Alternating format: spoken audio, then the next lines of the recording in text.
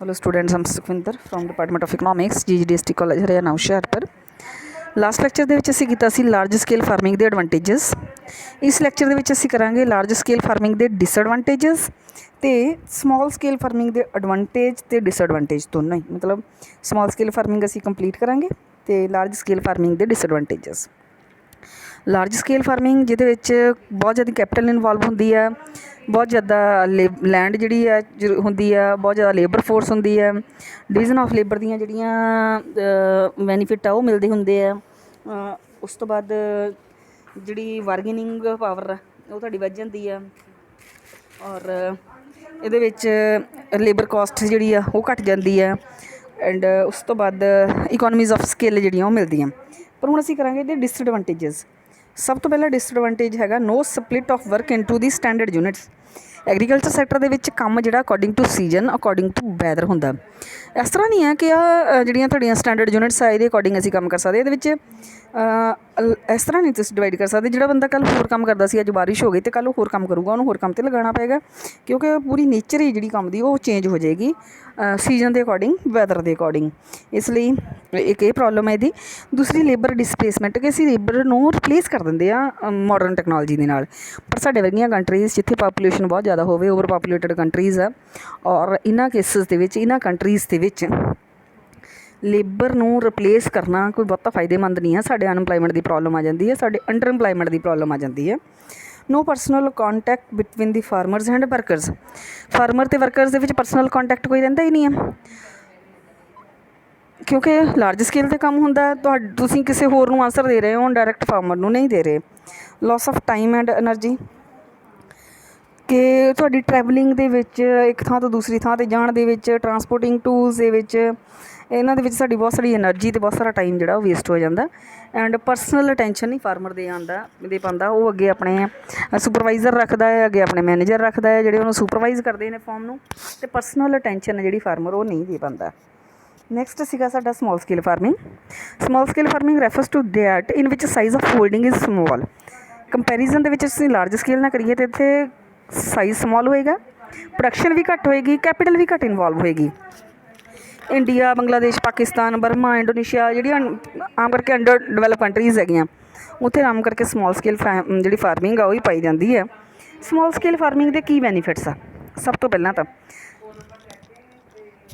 Intensive cultivation, ਸੰਘਣੀ ਖੇਤੀ ਹੁੰਦੀ ਆ, ਕਿ ਥੋੜ੍ਹਾ ਥੈਂ ਆ ਅਤੇ ਇਸ ਲਈ ਸੰਘਣੀ ਖੇਤੀ ਕੀਤੀ ਜਾਂਦੀ ਆ। ਵਧੀਆ ਜਿਹੜੇ ਫਰਟੀਲਾਈਜ਼ਰ, ਵਧੀਆ ਇਰੀਗੇਸ਼ਨ ਫੈਸਿਲਿਟੀਜ਼ ਆ ਜਿਹੜੀਆਂ ਉਹ ਯੂਜ਼ ਕਰਕੇ ਥੋੜ੍ਹੀ ਥਾਂ ਦੇ ਵਿੱਚੋਂ ਜ਼ਿਆਦਾ ਪ੍ਰੋਫਿਟ ਕੱਢਣ ਦੀ ਕੋਸ਼ਿਸ਼ ਕੀਤੀ ਜਾਂਦੀ ਹੈ। ਸੰਘਣੀ ਖੇਤੀ ਕੀਤੀ ਜਾਂਦੀ ਆ। ਨਿਊ ਫਾਰਮਿੰਗ ਐਕਟੀਵਿਟੀਜ਼ ਆ ਜਿਹੜੀਆਂ ਉਹ ਕੀਤੀਆਂ ਜਾਂਦੀਆਂ, ਜਿਹਦੇ ਨਾਲ ਫਾਰਮਿੰਗ ਜਿਹੜੀ ਫਾਰਮ ਦੀ ਇਨਕਮ ਆ ਉਹ ਵੱਧ ਜਾਏ। ਸੂਟੇਬਲ ਫॉर ਸਪੈਸ਼ਲ ਕਲਟੀਵੇਸ਼ਨ, ਜਿਹੜੀ ਸਪੈਸ਼ਲ, ਕਿਉਂਕਿ ਸਪੈਸ਼ਲ ਕਲਟੀਵੇਸ਼ਨ ਕੀ ਹੁੰਦੀ ਆ, ਜਿਹੜੀ ਤੁਹਾਡੀ ਪਰਸਨਲ ਅਟੈਂਸ਼ਨ ਚਾਹੁੰਦੀ ਹੈ। ਅਤੇ ਸਮੋਲ ਸਕੇਲ ਕਿਉਂਕਿ ਛੋਟਾ ਫਾਰਮ ਹੁੰਦਾ, ਉੱਥੇ ਤੁਸੀਂ ਸਪੈਸ਼ਲ ਜਿਹੜੀ ਅਟੈਂਸ਼ਨ ਦੇ ਸਕਦੇ ਹੋ। ਇਸ ਲਈ ਸਪੈਸ਼ਲਾਈਜ਼ਡ ਫਾਰਮਿੰਗ ਹੋ ਜਾਂਦੀ ਆ। ਵੈਜੀਟੇਬਲਸ, ਮਸ਼ਰੂਮ ਫਾਰਮਿੰਗ ਇਹਦੇ ਵਿੱਚ ਅਡੋਪਟ ਕੀਤੀਆਂ ਜਾ ਸਕਦੀਆਂ। ਸੋਸ਼ਲ ਐਡਵਾਂਟੇਜ ਹੋ ਜਾਂਦਾ ਕਿ ਇਕੁਐਲਿਟੀ ਆਉਂਦੀ ਹੈ, ਮਤਲਬ ਮੰਨ ਲਓ 100 ਏਕੜ ਜ਼ਮੀਨ ਆ, ਇੱਕ ਦੇ ਕੋਲ ਜਾਂ 100 ਏਕੜ 4 ਬੰਦਿਆਂ ਦੇ ਕੋਲ, ਅਤੇ ਇੱਕ ਤਰ੍ਹਾਂ ਦੀ ਇਕੁਐਲਿਟੀ ਆਏਗੀ। ਫਿਰ ਲੋਸ ਵੀ ਘੱਟ ਹੋਏਗੀ ਬਿਨਾਂ ਸ਼ੱਕ। ਜੇ ਤੁਹਾਡੀ ਇਨਵੈਸਟਮੈਂਟ ਘੱਟ ਆ ਤਾਂ ਉਹਦੇ ਵਿੱਚ ਲੋਸ ਦੇ ਚਾਂਸਸ ਵੀ ਘੱਟ ਆ।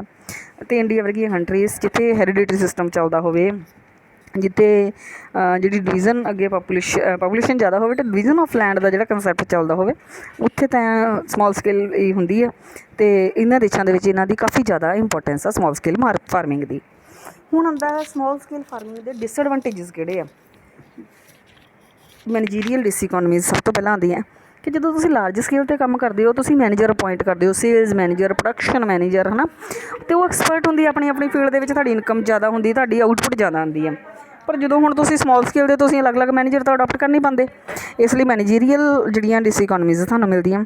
ਲੇਬਰ ਡਿਸਇਕੋਨਮੀਜ਼ ਵੀ ਮਿਲਦੀਆਂ, ਕਿ ਲੇਬਰ ਤੁਸੀਂ 12 ਮੰਥਸ ਤਾਂ ਲਗਾਉਂਦੇ ਨਹੀਂ ਆ, ਕਿਉਂਕਿ ਲੇਬਰ ਆ ਜਿਹੜੀ ਉਹ ਸਾਰੇ ਮਹੀਨਿਆਂ ਲਈ ਤੁਸੀਂ ਨਹੀਂ ਲਗਾ ਪਾਉਂਦੇ। ਇਸ ਲਈ ਤੁਹਾਨੂੰ ਥੋੜ੍ਹੀ ਦੇਰ ਲੇਬਰ ਚਾਹੀਦੀ ਹੁੰਦੀ, ਜਿਹੜੀ ਤੁਹਾਨੂੰ ਮਹਿੰਗੀ ਮਿਲਦੀ ਹੈ। ਅਤੇ ਮਾਰਕੀਟਿੰਗ ਡਿਸਇਕੋਨਮੀਜ਼ ਮਿਲਦੀਆਂ। ਆਪਾਂ ਜਦੋਂ ਲਾਸਟ ਕੀਤਾ ਸੀਗਾ ਲਾਰਜ ਸਕੇਲ ਫਾਰਮਿੰਗ, ਉੱਥੇ ਆਪਾਂ ਕੀਤਾ ਸੀਗਾ ਕਿ ਜਿਹੜਾ ਫਾਰਮਰ ਆ ਉਹਨੂੰ ਬਾਰਗੇਨਿੰਗ ਦੀ ਜਿਹੜੀ ਪਾਵਰ ਮਿਲਦੀ ਪਈ ਆ, ਲੈਣ ਵੇਲੇ ਵੀ, ਖਰੀਦਣ ਵੇਲੇ ਵੀ, ਸੀਡ, ਫਰਟੀਲਾਈਜ਼ਰ ਵਗੈਰਾ ਖਰੀਦਣ ਵੇਲੇ ਵੀ, ਤੇ ਆਪਣੇ ਪ੍ਰੋਡਕਟ, ਆਪਣੀ ਆਊਟਪੁੱਟ, ਆਪਣੇ ਪ੍ਰੋਡਿਊਸ ਨੂੰ ਵੇਚਣ ਵੇਲੇ ਵੀ। ਪਰ ਇੱਥੇ ਉਹ ਡਿਸਇਕੋਨਮੀਜ਼ ਹੋ ਜਾਂਦੀਆਂ, ਮਾਰਕੀਟਿੰਗ ਬੈਨੀਫਿਟ ਤੁਹਾਨੂੰ ਨਹੀਂ ਮਿਲਦਾ, ਕਿਉਂਕਿ ਤੁਸੀਂ ਥੋੜ੍ਹਾ ਜਿਹਾ ਖਰੀਦਣਾ ਹੁੰਦਾ ਅਤੇ ਥੋੜ੍ਹਾ ਜਿਹਾ ਵੇਚਣਾ ਹੁੰਦਾ, ਤੁਸੀਂ ਪ੍ਰਾਈਸ ਨੂੰ ਇਨਫਲੂਐਂਸ ਨਹੀਂ ਕਰ ਪਾਉਂਦੇ। ਟੈਕਨੀਕਲ ਡਿਸਇਕੋਨਮੀਜ਼ ਇਸ ਤਰ੍ਹਾਂ ਕਿ ਤੁਸੀਂ ਮਾਡਰਨ ਟੈਕਨੀਕਸ ਨਹੀਂ ਲਗਾ ਪਾਉਂਦੇ, ਕਿਉਂਕਿ ਫਾਰਮ ਦਾ ਸਮਾਲ ਸਾਈਜ਼ ਹੋਏਗਾ ਅਤੇ ਉੱਥੇ ਮਾਡਰਨ ਟੈਕਨੀਕਸ ਯੂਜ਼ ਨਹੀਂ ਹੋ ਪਾਉਣਗੀਆਂ। ਅਤੇ ਦੂਸਰਾ, ਉਹਨਾਂ ਦੀ ਜਿਹੜੀ ਇਨਵੈਸਟਮੈਂਟ ਆ ਬਹੁਤ ਜ਼ਿਆਦਾ ਹੋਏਗੀ ਅਤੇ ਤੁਹਾਡੀ ਇਨਕਮ ਉਹਦੇ ਅਕੋਰਡਿੰਗ ਨਹੀਂ ਹੁੰਦੀ। ਹਾਇਰ ਕੋਸਟ ਆਫ ਪ੍ਰੋਡਕਸ਼ਨ ਆ ਕਿ ਮਾਡਰਨ ਟੈਕਨੀਕਸ ਤਾਂ ਆਪਾਂ ਯੂਜ਼ ਨਹੀਂ ਕਰ ਪਾਉਂਦੇ, ਅਤੇ ਉਹਦੇ ਨਾਲ ਕੀ ਹੋਏਗਾ ਕਿ ਸਾਨੂੰ ਆਪਣੀ ਪੁਰਾਣੀ ਟੈਕਨੋਲੋਜੀ ਨਾਲ ਕੰਮ ਕਰਨਾ ਪਏਗਾ, ਜਿਹਦੇ ਕਰਕੇ ਸਾਡੀ ਕੋਸਟ ਜ਼ਿਆਦਾ ਆਉਂਦੀ ਹੈ। ਅਤੇ ਮਿਕਸਡ ਫਾਰਮਿੰਗ ਆਪਾਂ ਕਰ ਨਹੀਂ ਸਕਦੇ। ਮਿਕਸਡ ਫਾਰਮਿੰਗ ਲਈ ਤੁਸੀਂ ਕਾਫੀ ਸਾਰੀਆਂ ਕਰੋਪਸ ਐਟ ਅ ਟਾਈਮ ਹੀ ਜਦੋਂ ਪ੍ਰੋਡਿਊਸ ਕਰਦੇ ਹੋ, ਪਰ ਅਸੀਂ ਉਹ ਨਹੀਂ ਕਰ ਪਾਉਂਦੇ ਕਿਉਂਕਿ ਸਾਡਾ ਫਾਰਮ ਦਾ ਸਾਈਜ਼ ਸਮੋਲ ਹੁੰਦਾ ਆ। ਅਤੇ ਉਸ ਦੀ ਅਲੱਗ-ਅਲੱਗ ਐਂਟਰਪ੍ਰਾਈਜ਼ ਇਕੱਠੇ ਵੀ ਨਹੀਂ ਸ਼ੁਰੂ ਕਰ ਪਾਉਂਦੇ, ਲਾਈਕ ਅਸੀਂ poultry, piggery, dairy farming, mushroom farming, beekeeping, ਇਹ ਸਾਰੇ ਇਕੱਠੇ ਸ਼ੁਰੂ ਕਰ ਲਈਏ, ਆਪਾਂ ਨਹੀਂ ਕਰ ਪਾਉਂਦੇ। ਮਿਕਸ ਫਾਰਮਿੰਗ ਦਾ ਜਿਹੜਾ ਕੰਸੈਪਟ ਆ ਉਹ ਵੀ ਆਪਾਂ ਸਮਾਲ ਸਕੇਲ ਫਾਰਮਿੰਗ ਦੇ ਉੱਤੇ ਅਡੋਪਟ ਨਹੀਂ ਕਰ ਪਾਉਂਦੇ। ਇਸੀ ਸਮਾਲ ਸਕੇਲ ਫਾਰਮਿੰਗ ਦੇ ਐਡਵਾਂਟੇਜ ਜਾਂ ਡਿਸਐਡਵਾਂਟੇਜ ਜੋ ਵੀ ਹੈਗੇ ਆ, ਇਹ ਦੋਨਾਂ ਦੇ ਅਲੱਗ-ਅਲੱਗ ਆਪਣੇ ਹੈਗੇ ਆ, ਲਾਰਜ ਸਕੇਲ ਫਾਰਮਿੰਗ ਅਤੇ ਸਮਾਲ ਸਕੇਲ ਫਾਰਮਿੰਗ ਦੇ।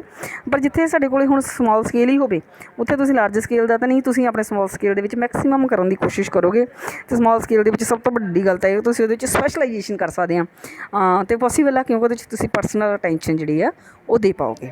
ਇਹ ਸੀ ਸਮਾਲ ਸਕੇਲ ਦਾ ਕੰਸੈਪਟ, ਸਮਾਲ ਸਕੇਲ ਫਾਰਮਿੰਗ ਦਾ ਕੰਸੈਪਟ। ਬਾਕੀ ਆਪਾਂ ਨੈਕਸਟ ਲੈਕਚਰ ਦੇ ਵਿੱਚ ਕਰਾਂਗੇ। Thank you so much.